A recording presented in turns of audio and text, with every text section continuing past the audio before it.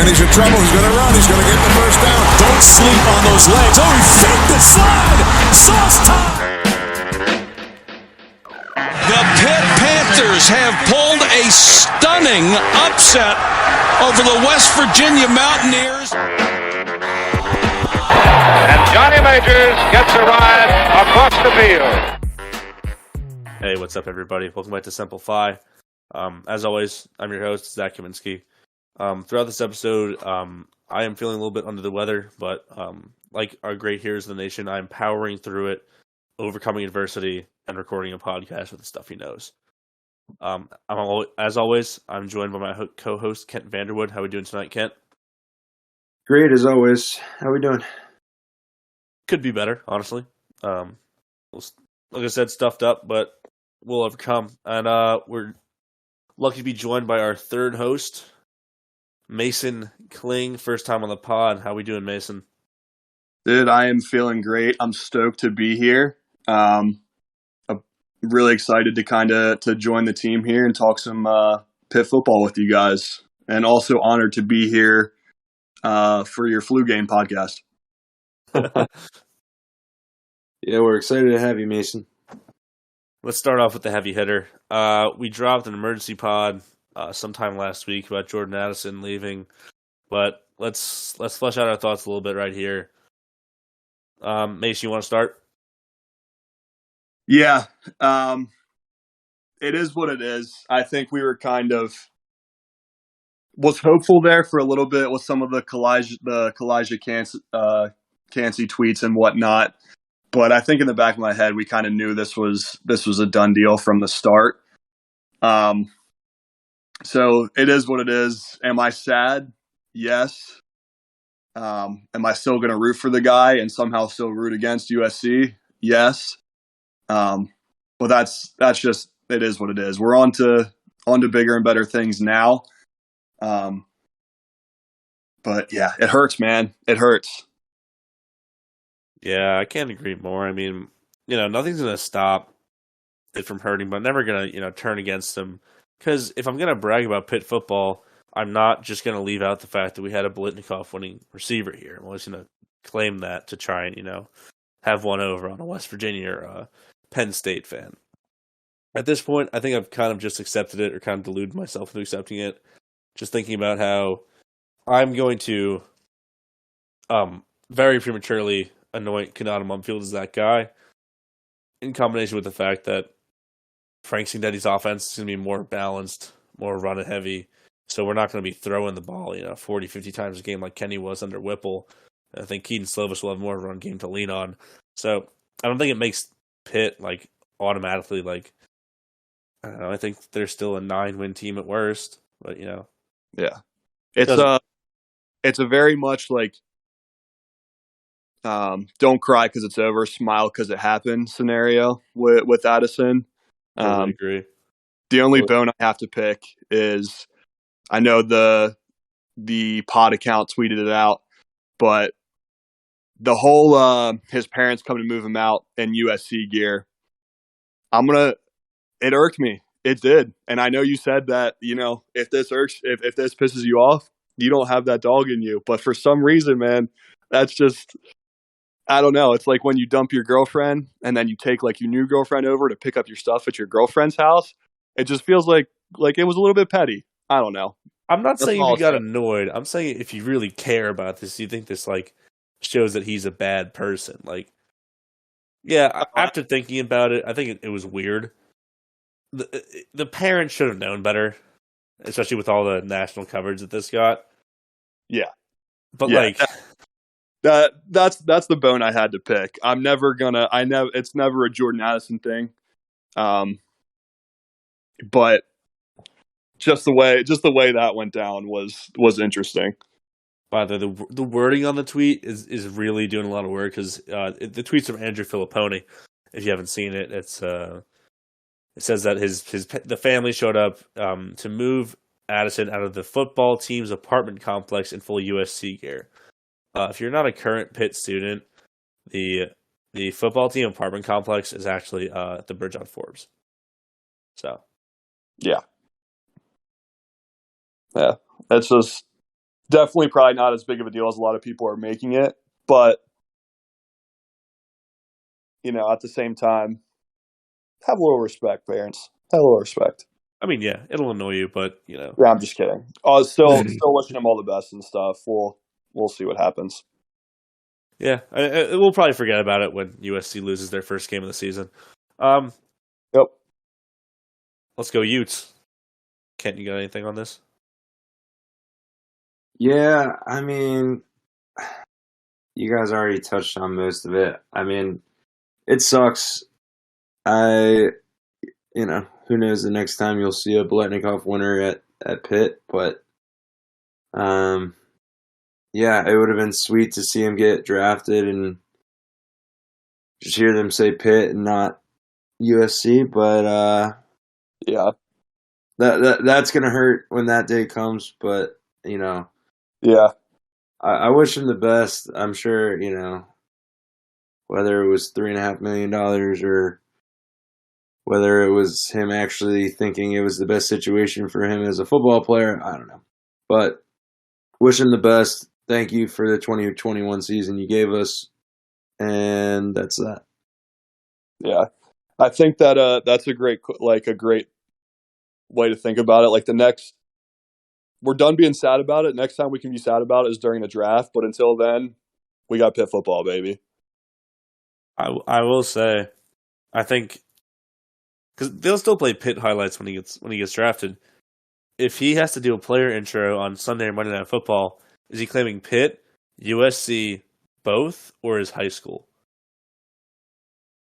That's the other thing too. I think you go with the most recent. I think if you leave a school for another and you go into the draft from that team, you typically say that team, but who knows? That would that would make everything okay if his first primetime game when they're doing the player introductions, if he said Pitt, that would be a little silver lining for me. He'd win the city back. Yeah. Oh, for sure. And that's what I don't want to happen too. Like I know I said some comments about the pettiness and stuff, but I do want him to be loved in Pittsburgh, and I always will. I hope that everybody else will as well, and this can just be something that we kind of look back on and wish he was here, but was glad that he was for the time that he was. Yeah, I mean, we had a special season. You can't take that away from us, and you should just, we said it before. Smile because it happened. Don't get mad because it's over. Because we're gonna have to lose him eventually to the draft. It's just kind of sucks a little bit more. Yep. Let's move on to some good news now. We're gonna be talking the ACC's new 3-5-5 scheduling proposal, and even though this is sort of ACC and Pitt related, we're gonna see probably most conferences start moving towards this. So first, let's break it down. Let's explain it to you if you haven't heard about this before. The new ACC scheduling proposition, which is, I believe, slated to start as soon as next year, would be you would play your 4 out of conference games; those would be unchanged. You would have 3 permanent opponents that you'd play every year, which, doing the math, counting yourself and those 3 other teams, you'd have 10 teams left in the ACC to play. The remaining 5 out of your 8 conference games per year would be half of those 10 teams. You would rotate through each half every year. And the aim of this is if a player were to play 4 years at a school, they'd be able to play at each college field home and away, or they'd be able to play each team home and away throughout a 4-year career.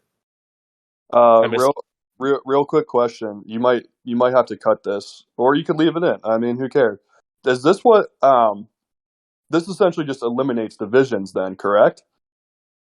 Yeah. One would think that it would eliminate divisions. Because at the same time, the NCAA got rid of the rule where you need to have divisions for a conference championship game. Because the Pac-12 just got rid of divisions. They're taking the top 2 teams. Basically what the Big 12 does every year, at least for conference title game selection, yeah?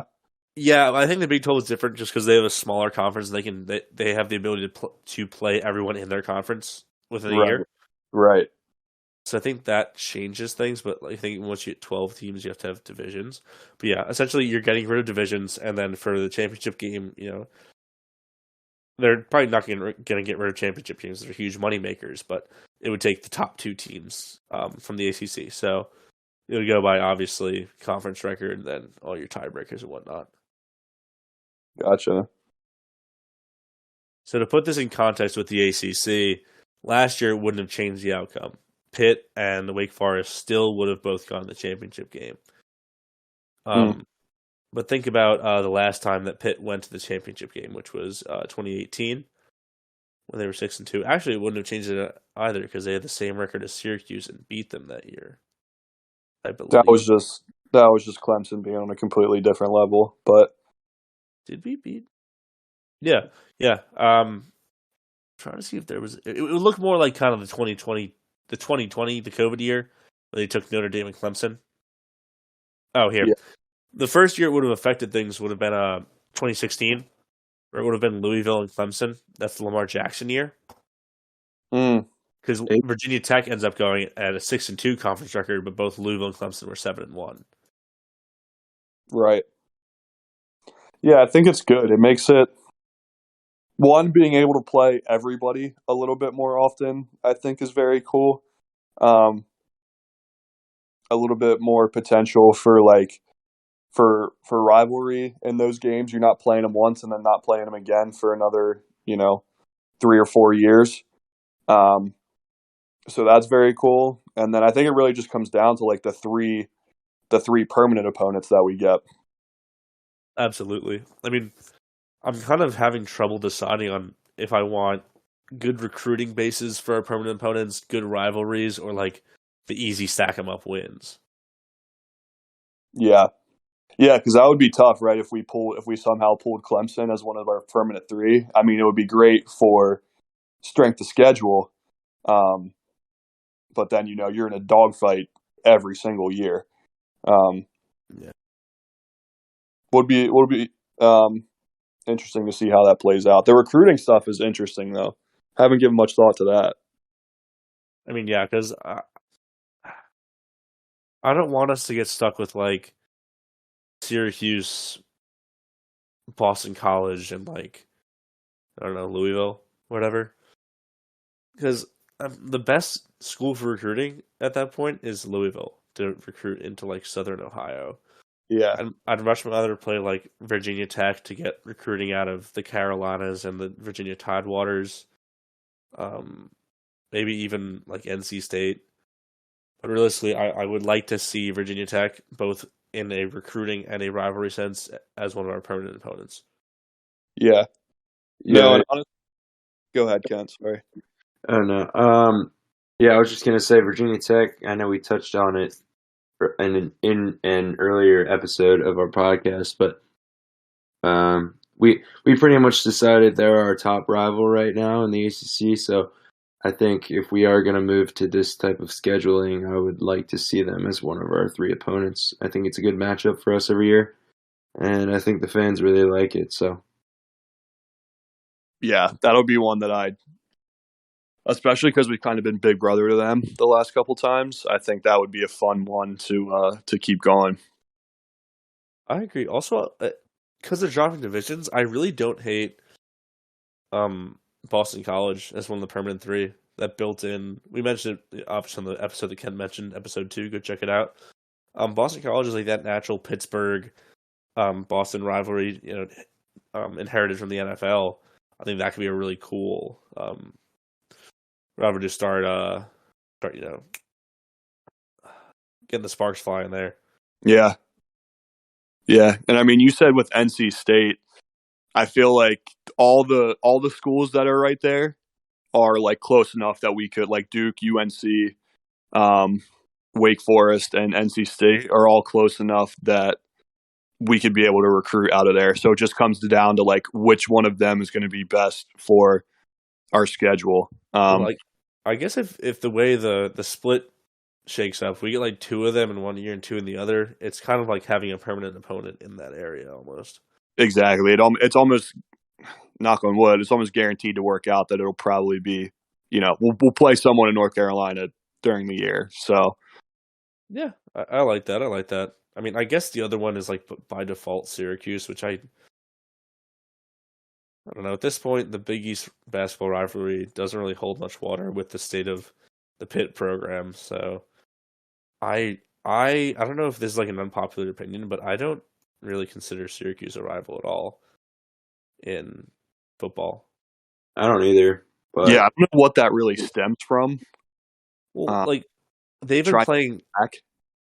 they've been playing for like ages throughout like the Big East, and then they moved to the ACC together, and like they have history before that. But really, it came from basketball. Yeah, no, it feels like this forced thing that we have to be rivals because of, like you said, the old Big East ties and like the majority of them being basketball.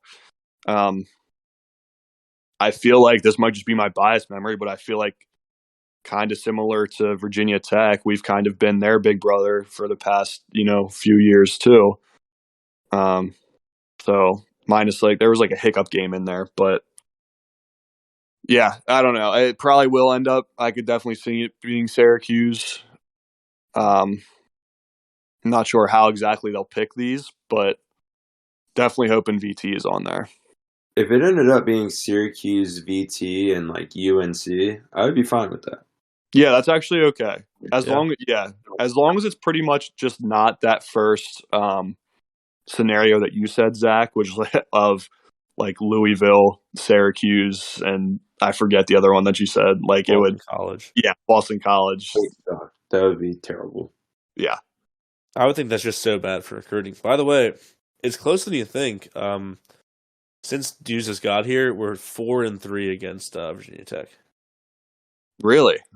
Yeah, 4-3. I mean, consider there were some pretty good Twente Virginia Tech teams. Yeah. In like 16 and 17. But yeah, they've been bad since, and I don't think unless they step up their recruiting again, I don't think they'll be very good again. But we've talked. I think they're natural fits as far as rivals, as far as atmosphere, kind of culture. We just want to see them on the permanent 3. I feel like if you're one of the teams that ends up with Clemson in your permanent 3, that really sucks. But I mean, depending on how you look at it, I mean, if you think you have a good enough team to beat them and you want to show you can beat them, it's good. But Yeah, but let's I feel like go down the line. How many teams are there in the ACC that you actually think can beat Clemson, or like even have a shot? Like I would say, Wake Forest probably does. NC State, maybe. I feel NC State's probably State. going to end up in the 3 with them. It's if I had to guess, like it's going to be NC State, Georgia Tech, Clemson, and someone else. Well, Yeah. I hope what they do is they don't like create. There's 2 ways to do this. Like you either make a pod where like your 3 permanent opponents share all the same permanent opponents, or they'll do it where like it's sort of like a wheel, right? Where you can have 3 permanent opponents. Say like Virginia Tech is one of ours, but Virginia Tech can be like us, UVA, and like Boston College, so they or Miami or something. 'Cause they have a rivalry there. Like I think that if we're talking about Clemson, NC State obviously because that's the Textile Bowl, that is a rivalry. Florida State has got to play Clemson every year. That's like a early 2010s, late 2000s peak of the ACC, always duke it out against each other. Yeah, probably Georgia Tech. Like I don't know if that's a rivalry, but they always play like opening weekend, so could be a thing. I could definitely see. I mean, Virginia being if they keep it like everybody has the same 3 or whatever. I don't think they would make Virginia Tech not play Virginia every year. So I agree.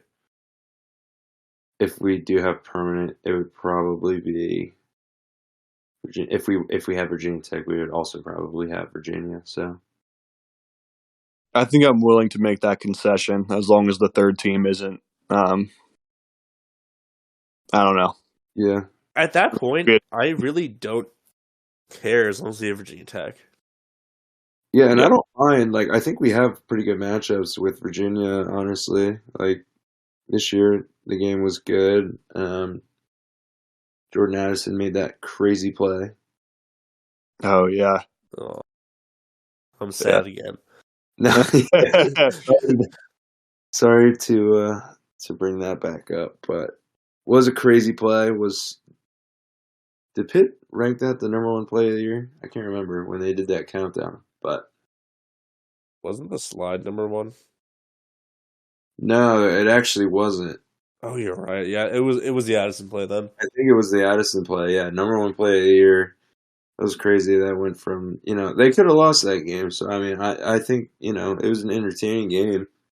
I think I wouldn't hate seeing that matchup every year. So I mean, yeah, we already see it every year anyway. I mean, there's not much animosity, but it could get there. We'll always be like a little brother kind of rival to Virginia because they really only care about Tech. But again, I wouldn't really hate it. Yeah. It'll be interesting. It'll be interesting to see when we get more details on how exactly they're going to pick them and how exactly it's going to fan out. Just to see like who we're going to get. Are they going to do the pods? Are they going to do kind of like year 3 doesn't have to play all the other 3? Like, I don't know. There's like a lot to unpack still. But I definitely think we're going in the right direction with this model. I agree. Yeah, and there's still, it's not confirmed or anything. It's still in the proposal stages. They still have to work out how it's going to be broadcast and everything like that. But I'm excited to see where it goes from here. Yeah. I think they said the earliest that they could do it was the 2023 season. So we'll at least have this next year to win the Coastal.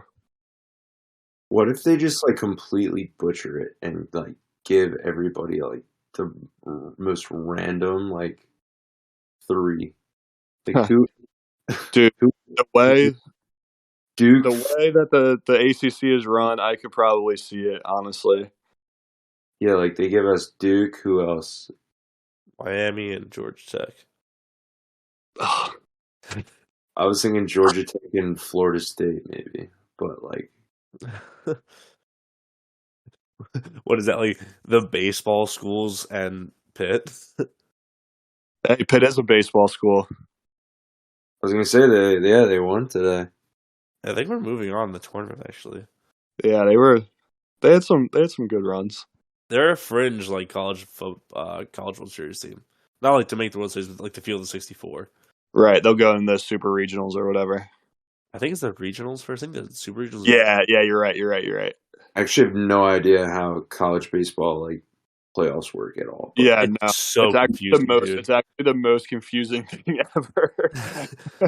It is like needless. Like, so you first have the conference tournaments, and like the way the ACC tournament works makes little sense to me. Like we had to beat Georgia Tech today in pools to even move on. Like I don't.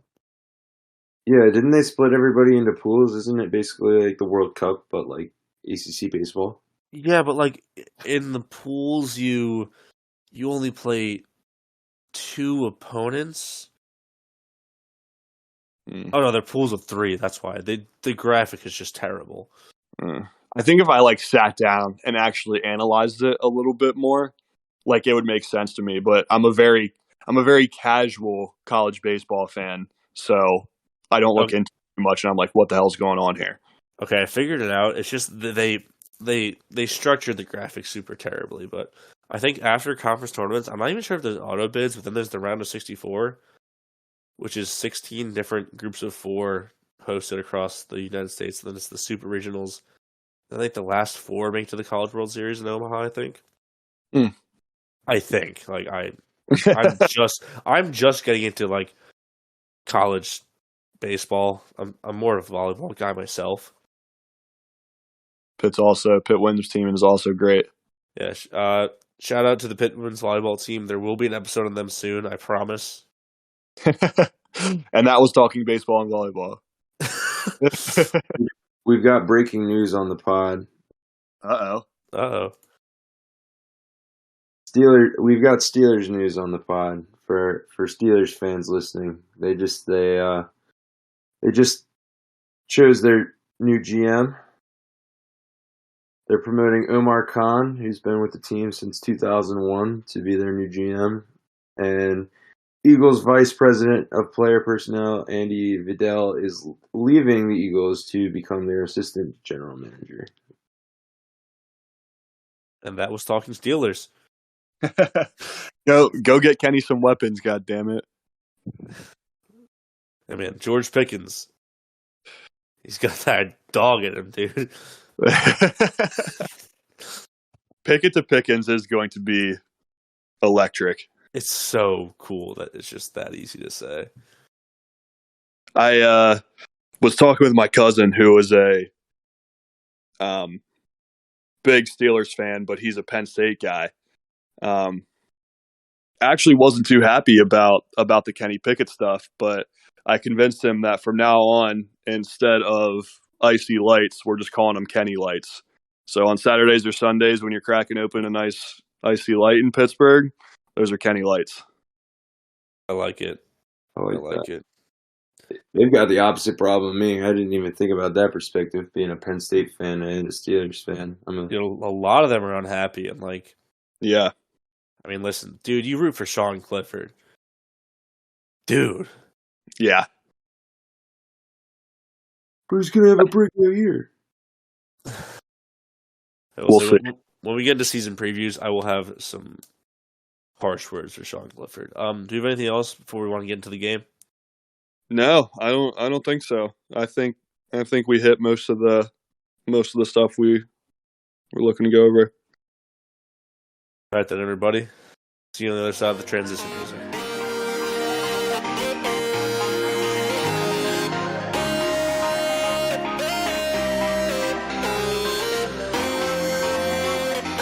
Are you relaxed? You should be,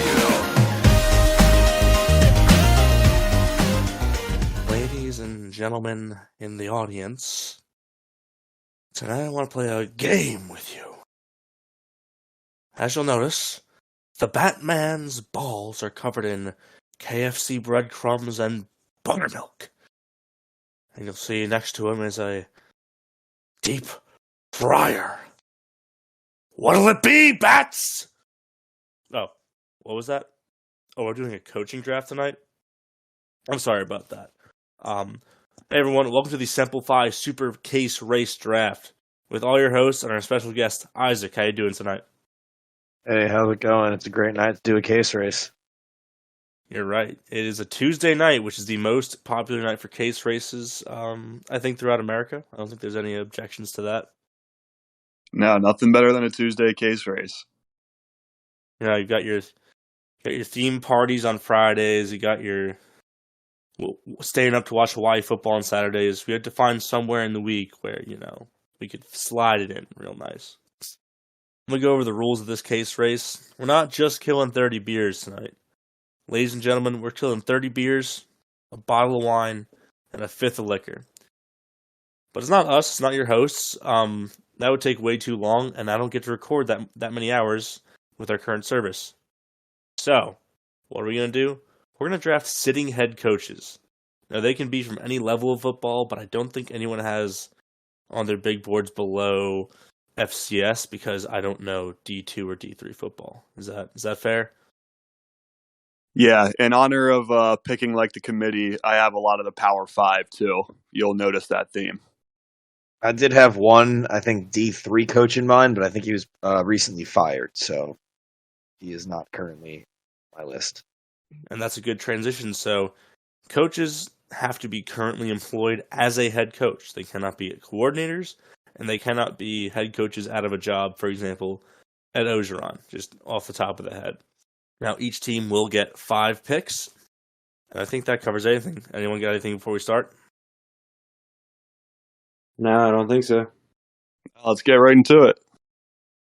All right, we're going to snake draft. The order goes me, then Mason, then Kent, then Isaac. I'll start it off. Round 1-1. Cue the NFL draft noise. The man that's built like a bag of mayonnaise been laying out in the sun, Brett Bielema. There's no better way to put that. I mean, let's go over his history. I want to say he was an Iowa player. I know for a fact that he has a a Hawkeye's tattoo on his thigh. He then coached at Wisconsin, Arkansas, and now Illinois. Suffice to say, I think the man can drink a few beers. And I had no idea that he had an Iowa tattoo on his thigh. That ups the ante a little bit, as if he wasn't good enough already. hold on, I have to look at this real quick. Yeah, he's got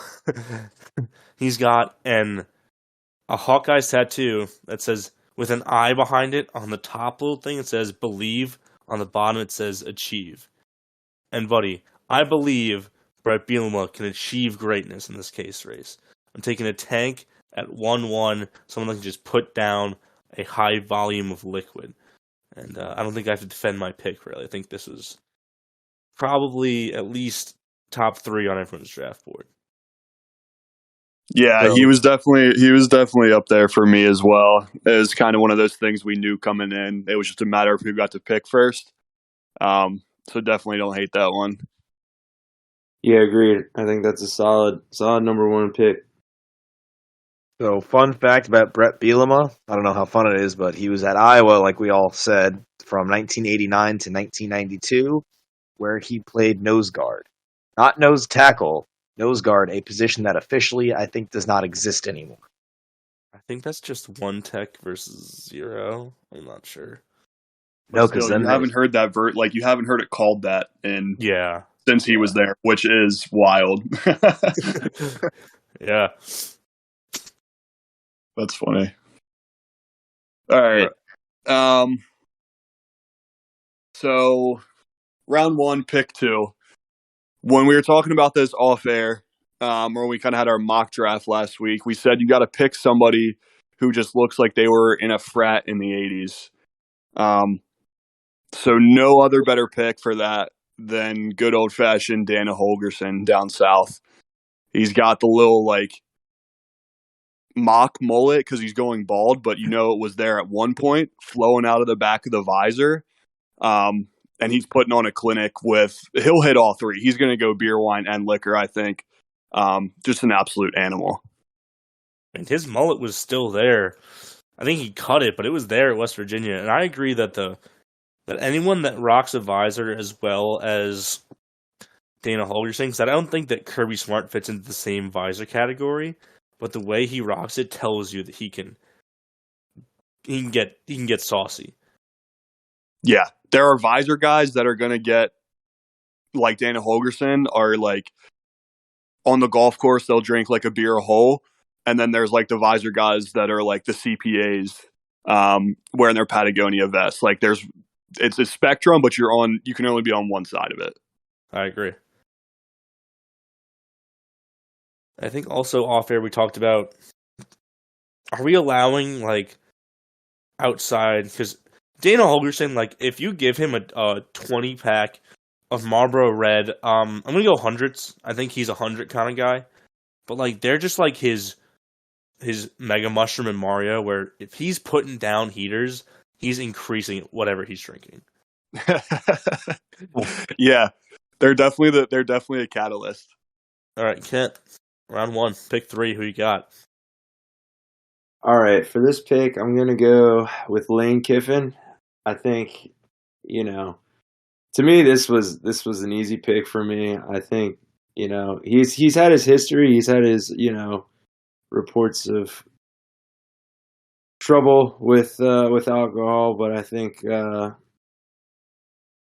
really he's just not going to take any shit in this case race. He's going to say, hey, keep giving me beers, and he's just a solid teammate to have. So round 1, pick 3, Lane Kiffin. His school's motto, his recruiting motto is literally "Come to the sip." It's in the motto. All right, Isaac, finish up round 1, and then bring us into round 2. So, to finish up round 1, we're going to go with a guy that brings the energy anywhere, any day. Former coach at the University of Toledo, where this will be a common theme, I think, throughout this draft. If you're at a school in the Midwest and there's nothing else to do but drink, probably a good fit on this team. grew up in Ohio and actually was a single year attendee at the University of Pittsburgh. We're going to go with Matt Campbell and out of the first round. Matt Campbell doesn't look like he's built for beer drinking. I don't know. He was a former defensive lineman in college. Didn't know that, but he might have more than you think. I would not be able to tell that from his pictures. He looks like an accountant. He spent a year at Pitt? I did not know that. He was at Pittsburgh in, I believe it was 1998, and then went to Mount Union to play defensive line. Mount Union, free powerhouse. I will say he looks like an IPA guy. Like, for some, I don't know why, but I feel like he looks like one of those dads that like is sneaky alcoholic and just putting down like 6, like 9%ers. So when he switches to light beer, he might be okay. He might do well. Yeah. And then to stick with the Matt theme in the start of round 2, we're going to go with the guy that might have nothing else to do at this school but coach football and drink alcohol, and that is Matt Entz of North Dakota State University. Great football program, better drinker. Looks like he was a frat boy, not in the 80s, but about 12 years ago, because he's on the younger side. Think he's a solid addition to round out my first 2 picks.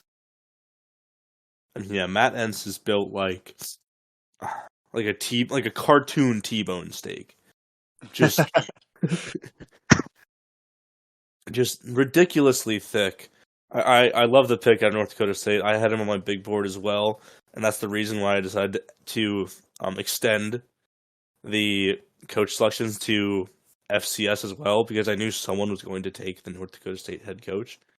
My only other comment, I want to bring it back to Matt Campbell real quick. You saw how he cried when his players were leaving this senior day, because he knew that it's never going to get better than this at Iowa State. His recruiting's not been good. So what happens when the case race comes to a close and Matt Campbell just wants to hold on to this moment? He's going to start sipping? He's going to let this play out? You can get into a dangerous fourth quarter situation with Matt Campbell if that's a repeat situation. Are you saying he's going to be a "I love you guys" kind of drunk? Is that? Yep. Absolutely. I don't know. Matt Entz is a good pick. There's not much to say. He just yeah. He's got the intangibles for sure. He's got this sneaky buff, but under the beer gut look, and that's what you want from a drinker. Truly. Yeah.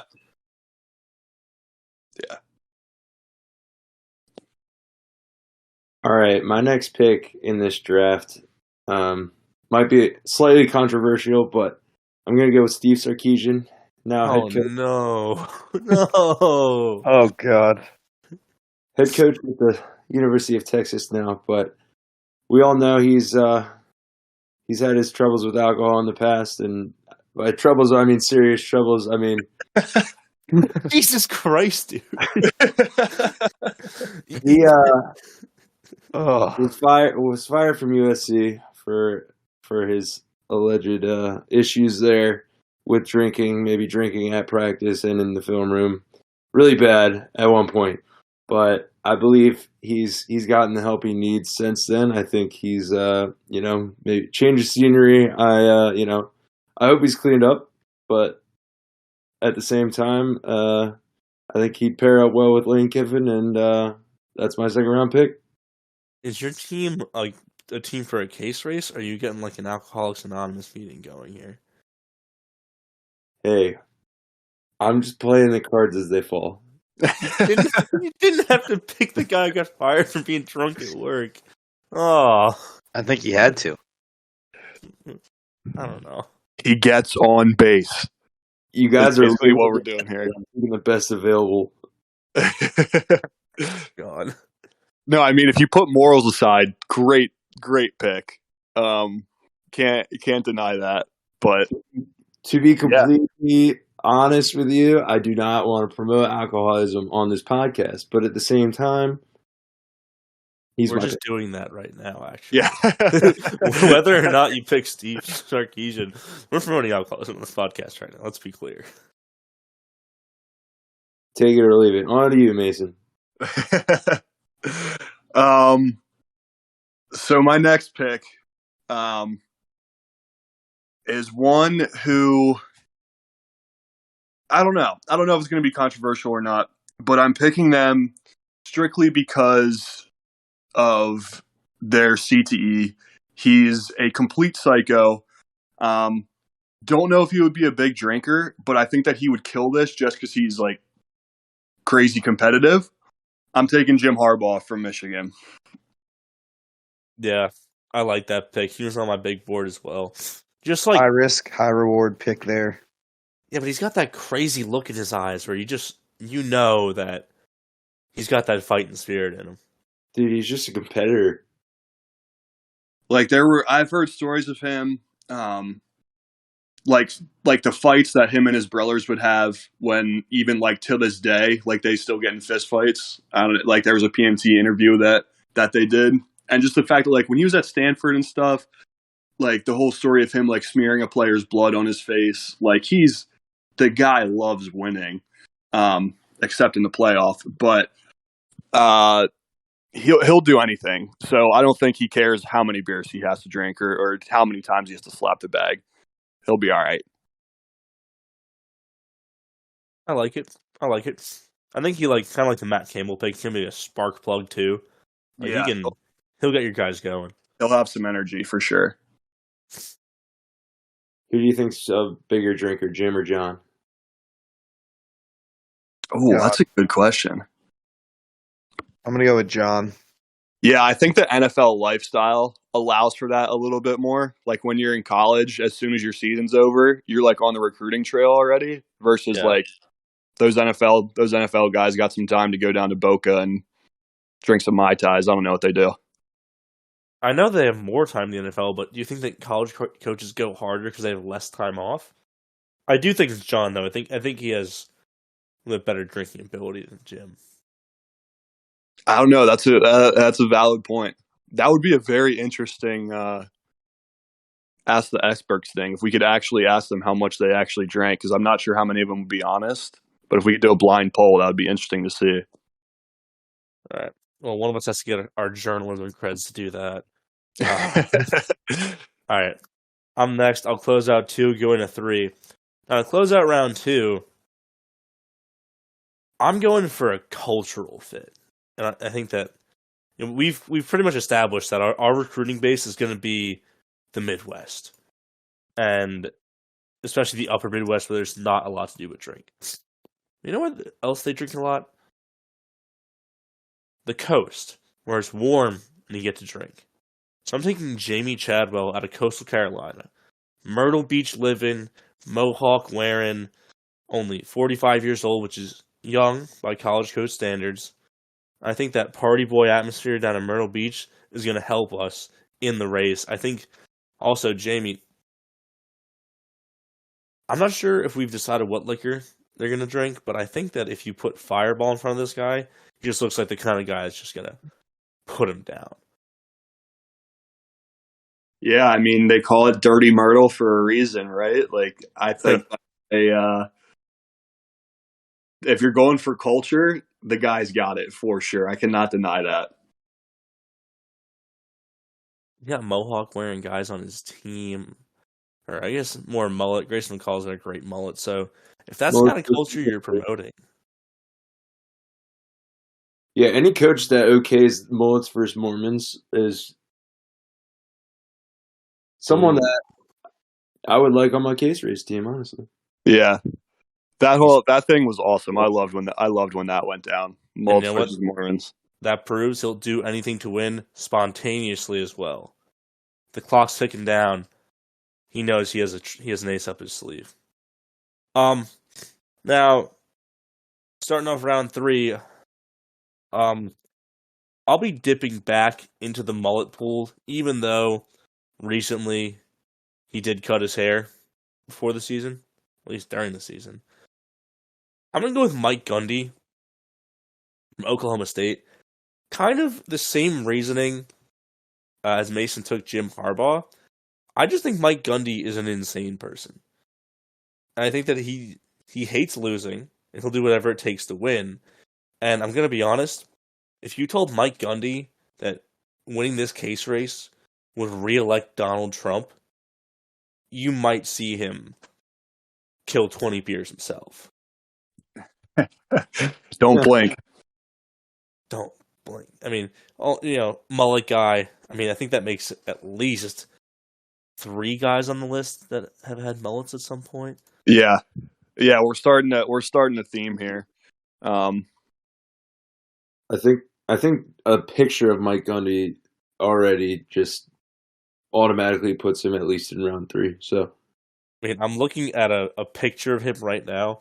He's wearing sort of like the Oakley's wraparound looking things. A side profile of him with just the most well-groomed mullet of all time. 80s frat boy is what we want. Yeah, I think you got Mike that's a great Gundy. pick. I think you got him at the perfect time in his career, too, because not only is he probably a heavy drinker as it is, he happens to have just lost his defensive coordinator, led Oklahoma State to several top 10 defenses. So I bet you the stress levels for Mike Gundy are very high right now. Well, That to man- be fair, he got Derek Mason because he just didn't want to work at Auburn anymore, who is as good, if not better, of a defensive coordinator than Jim Knowles. I don't think it's close between the two of them. Dude, Derek Mason, when he got fired from Vanderbilt, was the most hotly sought-after defensive coordinator in the SEC. Well, I guess we'll see. That's another segment. Yeah, Yeah, that's not nothing to do with drinking. Jesus Christ, what are we doing here, you guys? Definitely. I mean, the drinking in Stillwater too, or Absolutely. yeah, Yeah, Stillwater. yeah, is like, I don't know, something in the air there just helps him go down a little easier.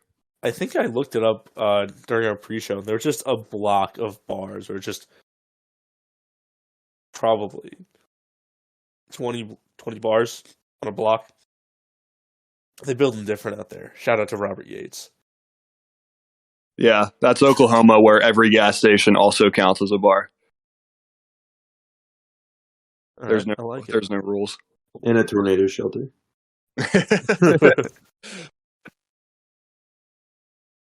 All right, it brings it to me, right? Yep. Okay. So you never want to be that guy, but it is a time indeed for a pander pick. So I'm going with our very own Pat Narduzzi. Reasoning behind it, he's a bigger guy. He's pretty solid. He kind of has a build like the guy that could put down a bunch of beers. And he just kind of has that aura about him too, where if he wasn't coaching Pitt, you could see him in the stands drinking about a zillion icy lights. Like he has, I don't know if it's just because he's been here for so long, but he looks like your typical Pittsburgh dad who has a drinking problem. And I think he would be great for the team. And you said it best during the pre-show. He's built like a fucking can of tuna. Yeah. He's not I'm not sure exactly how tall he is, but he's a stocky boy. Who are usually the best drinkers. It's hard to find info on like height and weight of people who aren't actually actively playing, because I can't find it for Pat. But he grew up in Youngstown. He then coached at Michigan State and then came to Pittsburgh. Like, the guy likes his beer just from his history, man. There's no way he doesn't. Exactly. And he loves the brand too. He loves the Pitt brand. So I think him drinking the icy lights would just be even better for the whole lock the gates, Pitt is it type, 4-1-2 stuff. Yeah, I mean, he would if now we know underage drinking is illegal. We don't condone that law, by the way. That is a podcast stance, official line of the pod. But considering some of the things that Pat Narduzzi has done to get recruits, such as publicly tweet that Wendy's has the best fries in Pittsburgh, I think he would undergo a shotgun competition with a recruit to try and get them to commit there. I Yeah. think that works in your favor. Yeah. Easily. Oh my god, dude! I forgot about the Wendy's thing. Yeah, that was a dark time. Dude, who was that for? Kent, you go. I have to look up this Wendy's tweet. If That was when the O was still open too, dude. Yeah, exactly. Exactly. Well, not only that, but Wendy's fries, not to get down a rabbit hole here, but Wendy's fries are honestly very bottom tier fast food French fries to begin with. So the fact that, absolutely. Yep. you know what I'm like, there's a Chick-fil-A on campus. There are probably 10 other places that have better French fries than fucking Wendy's, but I Just digress. All right, moving along. My next pick. By the way, I think the first two picks of this round were both very good, and I could have taken either of them with this pick. But my next pick is going to be Mike Leach. I think this is a possible high risk, high reward pick. I realized, after my first two picks, I needed to add a little bit of size. Mike Leach, definitely stockier dude than my first two picks. I think he's really just got that attitude. He's become quite the personality in college football at this point, but I think that personality puts him squarely in the conversation for this case race team. So I'm going with Mike Leach. Yeah, that's a really good pick. He's like one of those weird guys where it's tough to get a read on. Like, I don't know if he would be. You could tell me he was an alcoholic. You tell me he doesn't drink at all. You tell me he was a wine guy, like a whiskey guy. I just really don't know. But what I do know is that he'll probably be lighting up a J while doing this case race. So not sure if that'll help or hurt, but he will. Yeah, for real. I think that's kind of why I spoke to the high risk, high reward, because I'm not sure what he'd be drinking if he had his first choice of alcohol at this case race. I don't know what he would reach for first. Would it be a can of beer? Would it be the bottle, or would it be maybe just a glass of wine? So I will say that Mike Leach has gone through some impressive drinking colleges as far as his head coaching career goes, or I guess his coaching career. I mean, starting off in Iowa as his first college job, then going to Valdosta State down in Georgia, and then Kentucky, Oklahoma, Texas Tech, Washington State, and Mississippi State. You'd think the culture would have to graft onto him at some point. By the way, I looked it up. Dayon Hayes, who I think is going to be a breakout player this year, was the Wendy's tweet. That was who it was for. oh my god. If it pays off, then I'm okay with it. If not, I don't know. I'll do something. We're going to have to intervene. Yeah. Ads on their jerseys at some point. All right, Isaac. To round out round 3 and to go on the theme of guys that would do literally anything to get recruits and to win. Seeing it here with this recruiting cycle, I'm going to go with the gumbo man himself, Jimbo Fisher. Not too many guys will pay for 4 to 5-star defensive linemen in the same class and openly admit to doing it as well. Jimbo is that man. Do you think Jimbo would pay someone else to drink the beer for him? Absolutely. And they'd be like, no, I never did that. That's a lie. That's a lie.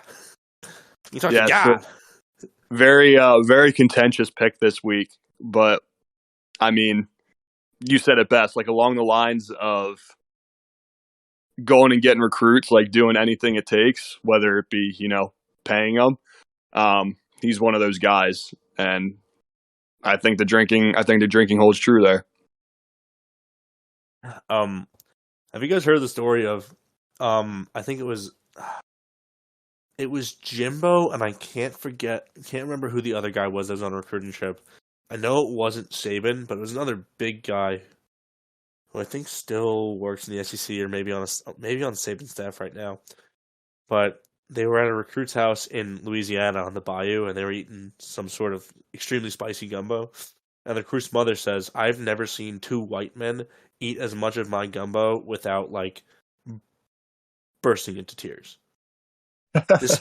This man has a cast iron stomach and could handle anything you throw at him.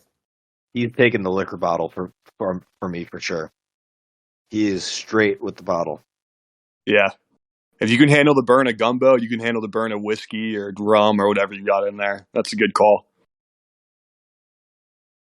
And then to start off round 4, I'm going back to the theme of having nothing else to do but drink, and someone that just seems like a very aggressive and angry man, and hopefully can channel that into aggressively drinking. I'm going to go with the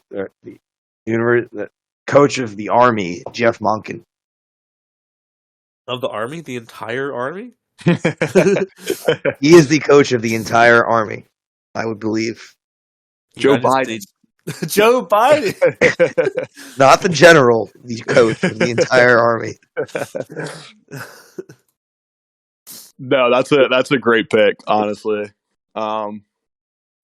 Those service members get after it. Oh my God. So you Absolutely. got to think their fearless leader does too. Yeah, I know. I mean, I love this pick. I know a couple ex-Army guys at my job. We hire a lot of people out of the Army. And this one guy, he goes on beer runs. So each lap you do around the bar, you get a beer. He told me that they used to, between like 3 guys, kill a case of Busch Light a day. And then, after putting Fireball in their morning coffee.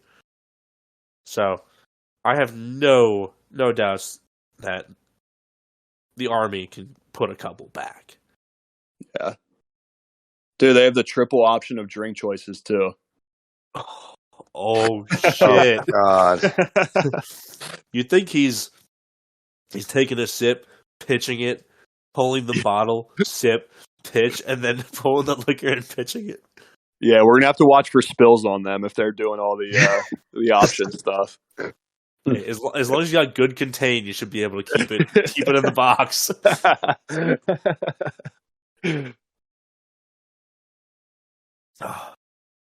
All right.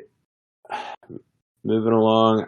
My next pick, I need a little bit more size still, so I'm going to go with Josh Heupel, head coach of the Tennessee Volunteers.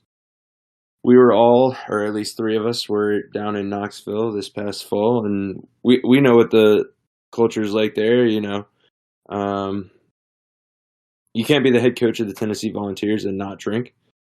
And at the same time, if you look at Josh Heupel's history, former quarterback at the University of Oklahoma, and also a coach at UCF, and I'm not sure beyond that, but very much the history of someone that I would want on my case race team. And if honestly you just look at a picture of him, he's got quite the beer gut and just the drinking dad bod. Yeah, if he has an ounce of Knoxville in him from being there, he can drink. He can drink a little bit because the weekend that we were there, we definitely saw some beverages being consumed. He also looks like he drinks a lot. Has not aged well. Sure, he's a decent coach, but yeah, he's definitely had 1 or 2 in his day. I mean, let's not discount UCF as a party school either. They get after it down there. For sure. I will say, Josh Heupel does look like kind of like an overgrown baby. Like, the way the white Tennessee shirts just kind of look like bibs. It's Josh Heupel is a physical comedy kind of guy. I was thinking Elf, but yeah, baby The work. elf. Jeez. It's a good one. Yeah. I like the There's a quarterback that Oklahoma's got to drink. I agree with that. Yeah. Dude, I mean, even you look at other than Kyler Murray, the last couple years have even gone to show that with Baker. And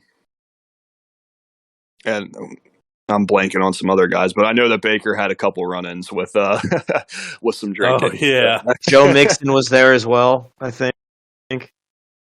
Didn't Oh, he just yeah. beat someone up? It's like Joe Mixon had a little run-ins as well with some Oh my some God. substances. That was more the law than the sauce. It's related. It's all the same. It's all the same song. At a bar, like Yeah. For my next pick, going to go a very similar route to what Kent just did there. We're going to make a run on the big boys here because my team we got some dog in us, but we need a little bit of size. We need the anchor. Couldn't find the official height listing for this guy, but he looks big on paper in pictures. So I'm going to go with Paul Chris out of Wisconsin. Like I said, big dude.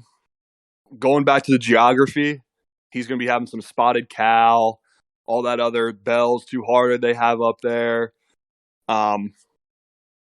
It's like the beer capital of the United States. So between those two things, that's why I went with him. I believe that most of Wisconsin has more bars per square mile than grocery stores. So, I mean, that's a culture fit. That's Yeah. It was a little bit of everything. he's got a beer gut too. Yeah, he's a bigger guy. He's kind of sneaky big. But just looking at a couple of pictures next to like the players and stuff, like he's a solid guy. He hides it well under a gray Wisconsin sweatshirt, but once he gets that white shirt on, That red is tough too. You start looking like an apple. beer and cheese, baby. That's what Wisconsin does. That's right. Isaac, any thoughts on your Big Ten West red counterpart? I was trying to find something on him that just is his height and weight. Personally, I did not have him on my big board, partially because I don't like him. But I do understand the appeal with a big beer drinking man from the middle of nowhere, Madison, Wisconsin. So I definitely respect the pick. Another pick on the list that spent pretty much just a year in Pittsburgh as well. Yeah, exactly. I forgot to mention that he was a temporary Pitt faithful. All ties back to Pittsburgh and We drinking. need to find the BMI of every single coach on this list. Oh my god! A combine. We need a combine. Instead of the 40 time is how long it takes for them to actually kill a malt liquor 40. Yeah, the shuttle run is just them going back and forth to the cooler. Okay, I'm gonna say Paul Chris not that tall. Unless Did you find his height? So high BMI. Maybe I can't tell who the player is in this picture. Who's a quarterback that wore 12 for Wisconsin? Isaac, you're in the Big Ten. You should know. Oh, it was the guy before Jack Cohn, wasn't it? Not Adrian Martinez. Graham Mertz? Yeah, maybe. Is he like really pale? No, Mertz is. Oh, Jack Cohn. Then yeah, it was Jack Cohn. It was either him or it was No, Cohn wore 17. Well, all I have to say on the matter, if he is not a tall individual, his PR agent needs a raise because he looks tall online. That is a very good skill to have. I mean, sometimes it's not how tall you actually are, it's just how tall you look. I mean, we're a tall podcast, God bless, but Yeah. we're looking out for a short. Oh, I found that it's good old Alex Hornibrook was the Wisconsin quarterback who wore 12, standing at 6'4". Oh my God! Holy What's his height, Isaac? athlete I forgot about. 6'4" he stood at. 6'4". Yes. Oh, then Paul Chris is a tall man. Let's go. He's like 6'3". Also, all-time name, by the way. Yeah.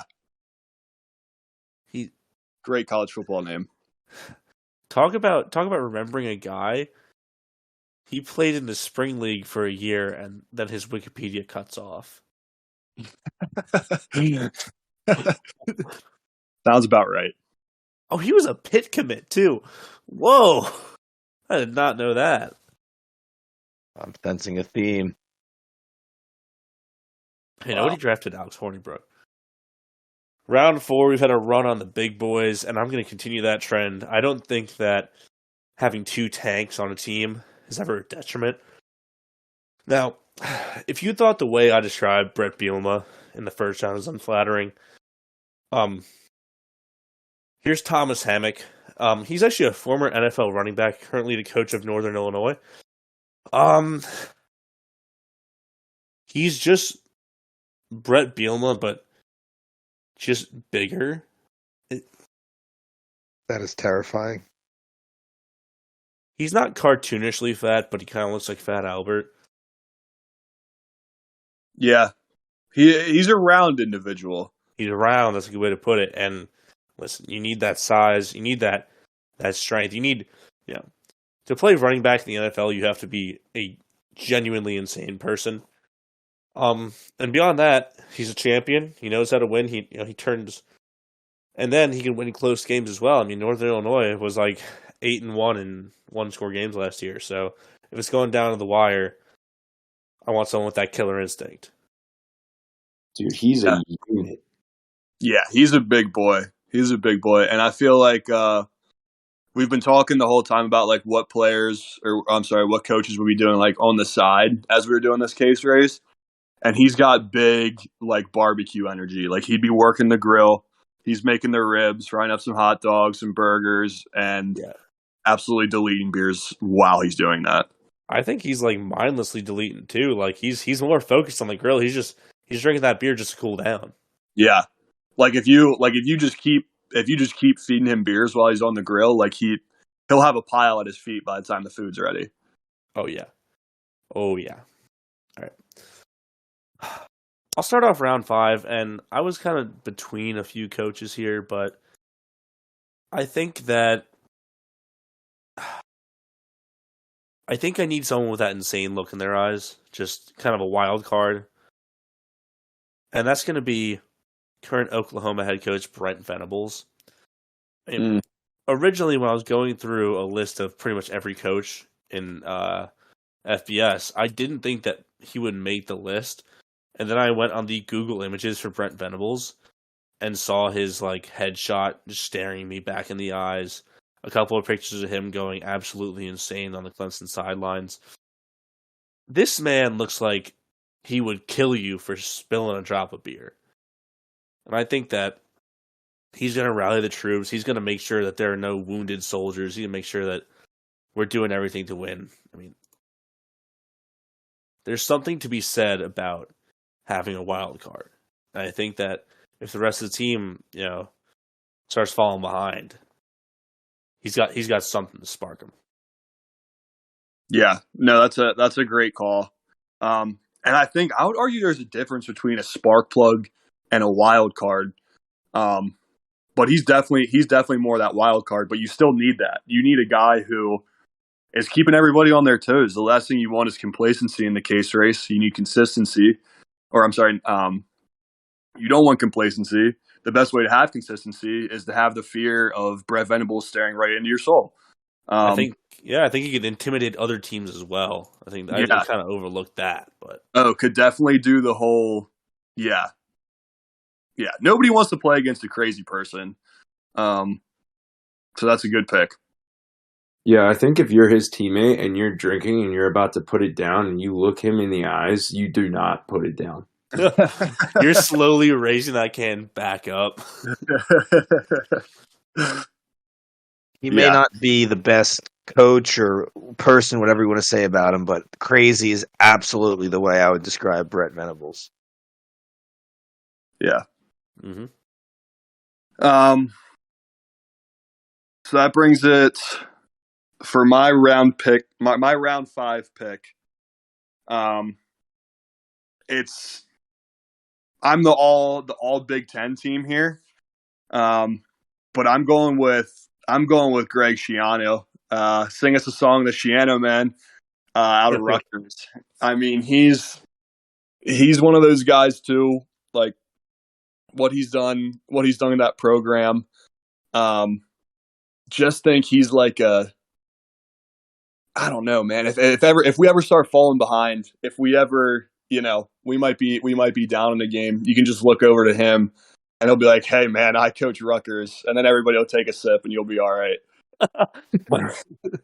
I'm stuck in New Jersey. Yeah. I live in Piscataway, dude. And then it's just everything won't seem so bad. But no, he's also, I think, like a sneaky big guy. He's got that Italian name, which he could be the horse for the wine for us. A little bit of that vino. So yeah, that rounds out my team. I was thinking he'd be like the wine horse. He's got to be mobbed up in some respect, having a powerful job in the state of New Jersey. And yeah, he's kind of built like if they cloned Pat Narduzzi and just made him Italian. He's literally the East PA. Like, even though he's in Jersey, he's the Eastern PA Pat Narduzzi. He's the Delco Pat Narduzzi. Exactly. I need a Wooderize. Yeah. Go Birds. All right. To round out my team, I also debated between a few people here, but I'm going to go with the sleeper pick here. I'm going to go with Sean Lewis out of Kent State. There's multiple reasons for this. One, a little biased because obviously I like him a little bit more just because he coaches at Kent State and being a man named Kent. I like that. Second, he was previously the youngest head coach in FBS. He's 36 years old. I think having some youth on my team, relative youth on my team, is a good thing and gives us a little bit of a spark plug. But also, just I like the look of him, dude. I think he's got the bald head, the beard. He's always got the sunnies on. And if there's one picture that comes up in particular when you search him of him screaming in this is when he was at Syracuse, I guess. But dude, he just looks like he could just get the team going, and I want him on my team. I do agree that youth is definitely an underrated factor here because I'm pretty sure that like the average age of all of our teams is like 54. So having even one guy that has somewhat of like that youth drinking ability left in him, that's got to count for something. Yeah, that was something that I totally overlooked. I don't know, even if I looked into it, if I could have done much better, because like you said, that the age is old. But yeah, that's a huge one to get in the last round here. I will say there's one picture when you look up Sean Lewis, and I'm pretty sure him standing next to Dino, his former coach at Syracuse, and he is like several inches taller than Dino. And I tried finding a height on Dino, but I'd find it hard to believe that man is shorter than 6'6" or 6'1". And I would say Sean Lewis has at least 4 or 5 inches on him. Sean Lewis is as tall as the offensive lineman that play for Kent. Wow. He is a very tall man, so you're getting some size there too. We love that. Size and youth in one pick.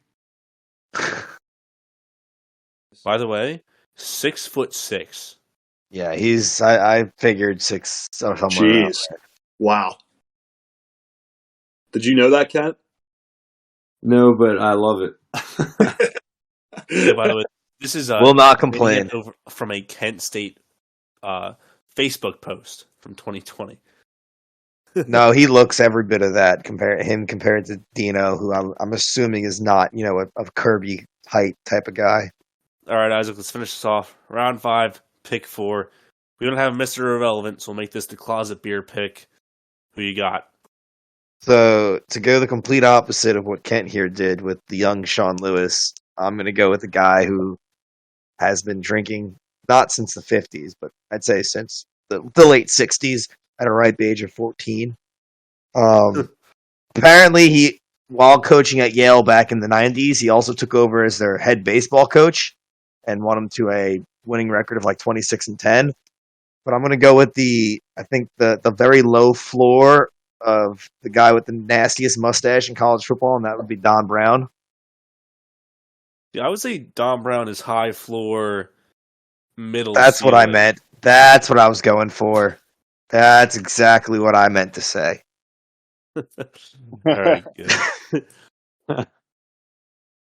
Yeah, Don Brown looks like a mean alcoholic uncle. Yup. You don't have to worry about him drinking. You can just give him his share of whatever it is.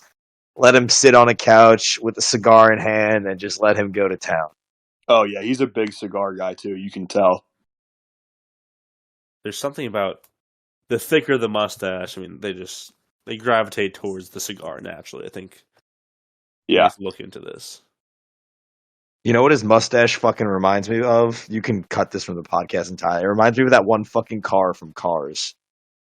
Oh my god, the Same green one, fucking thing. Yes. Yeah. dude. Oh Yeah. my god. Chick Hicks. Yes.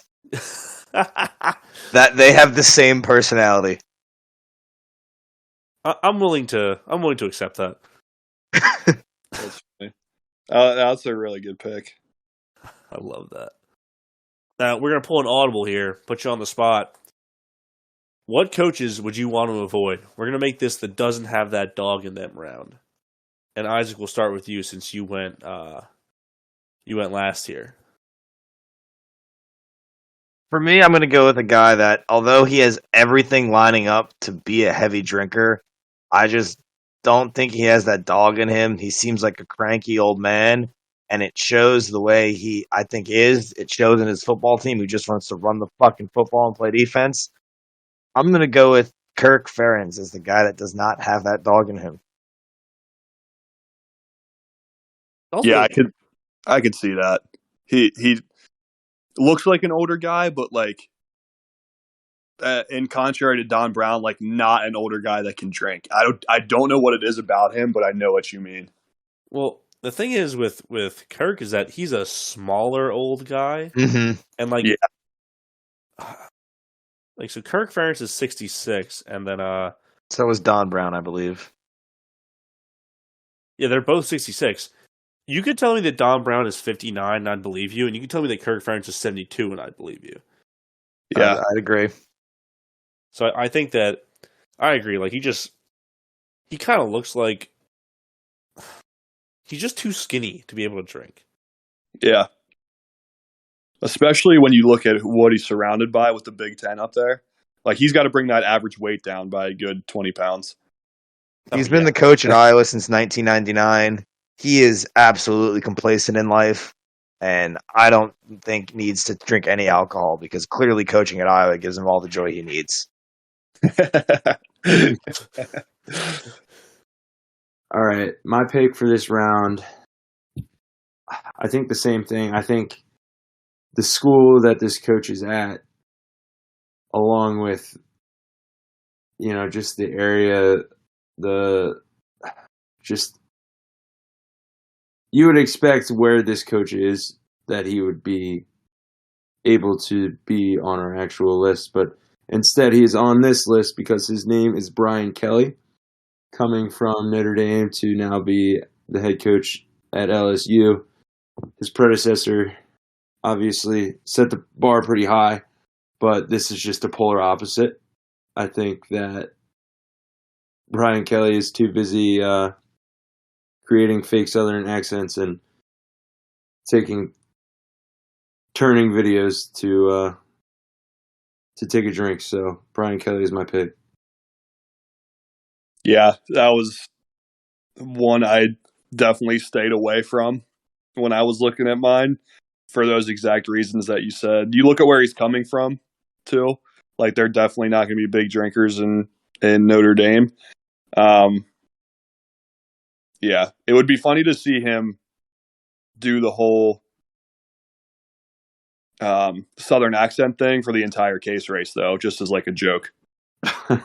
I think we'd want him on the commentary. Yeah, yeah. I wouldn't run my program like this. Me and my family. We are so happy to be here.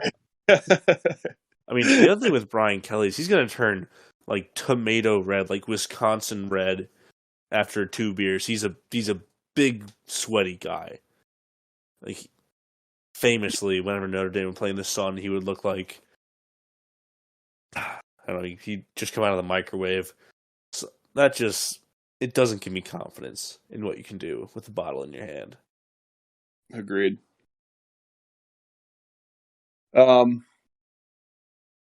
My pick for doesn't have that dog in him.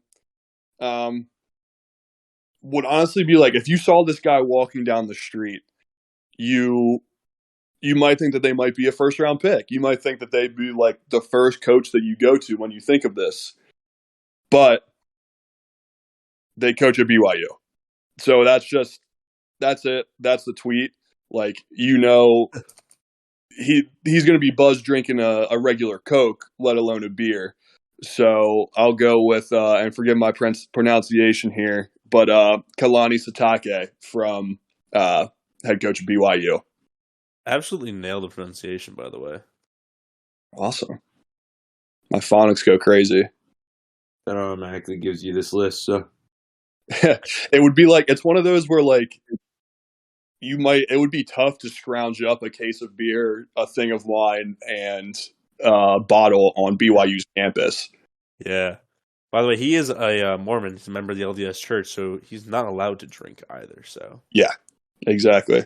Mormon's case race. They just, I don't know. What do they even do that with? They just don't compete.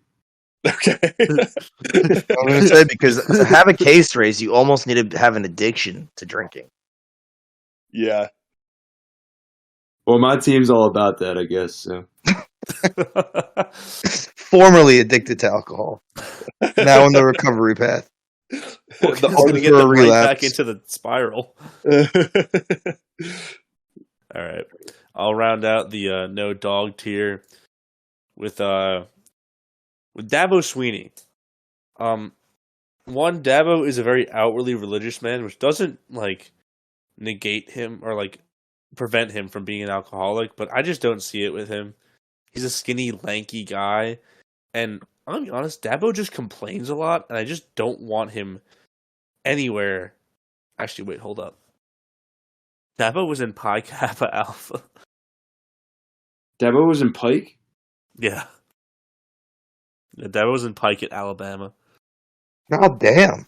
I cannot picture him in Pike. He's a changed man. He found God. I'm gonna say honestly that he probably found God, and that's why he's so annoying as a head coach that he just doesn't get to drink anymore. But yeah, I don't know. Just something about Dabo personally annoys me, and I just don't want to be around him. So get out of here, Dabo. Go complain about having to pay your players. Fully agreed. Dabo does not belong on any of these teams. So great job, everybody, for not taking him. Yeah. And for putting him on the does not have the dog in him list. Go ahead, Mason. No, I was just going to say that was a good pick. I don't know if it's bias on our part from, having to play in the past couple of years, but I'm with you. Very good at it. All right, good. So we have our neutral third party to go with that. I don't know if Ohio State counts as I couldn't say I'm neutral, but That actually might be even more biased. But did we forget to mention he's an Ohio State fan at the top of this? I think we did. Yeah. Yep. Any honorable mentions you guys want to point out? No, I think just like Kent touched on it a little bit, but what a goddamn crime it was for the Louisiana State University to have gone and fired Coach Ed Ogeron, because he would have been the pick of the litter here. Yeah, I think he would have gone one. He had to. Yeah. I might have still taken Brett because I think he's 1A, 1B. Yeah. Like coin flip, I guess. Yeah. It's just, if they're in the Bayou, like, there's nobody that's, I'm thinking, setting the scene, like, it's a day party. You're doing the case race. Coach O's taking the tarps off, and he's just chilling with Ray Baker, slamming beers. I don't know. It's hard to argue against that. I agree. And unfortunately, he was not not eligible in the draft. He has to complete another year in college. I got a couple for myself. Sam Pittman, I'm surprised didn't get picked. Would have really filled a tank role on someone's team, but yeah, he's kind of that head coach where he just kind of looks like a hog. That's perfect. I think he would have been a really good pick here. Gonna go ahead and say every coach from the Big Ten that wasn't named, if he's your favorite coach, congratulations. They're an honorable mention. I want to give a special mention to Scott Frost. Before we recorded this, I was thinking to myself, if you look at pictures of Scott Frost dating back to his UCF days, he looks so happy at UCF. He's winning. It's a good football team. There's pretty much no pressure. It's a group of 5 team is just going undefeated. Then he gets to Nebraska. And he starts to lose, first couple seasons. As expected, it's rough. But once it hits 2020, 2021, he lets the beard go. He just looks depressed on the sidelines, empty eyes.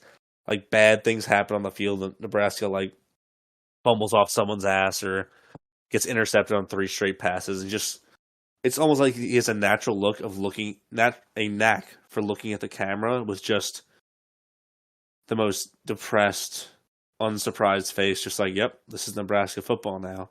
So I think that if you could get Scott Frost in a depressed enough state, he could easily clear the entire bottle of liquor. I mean, you can put not just a fifth, probably a handle in front of Scott, and he'd do some pretty good damage to it.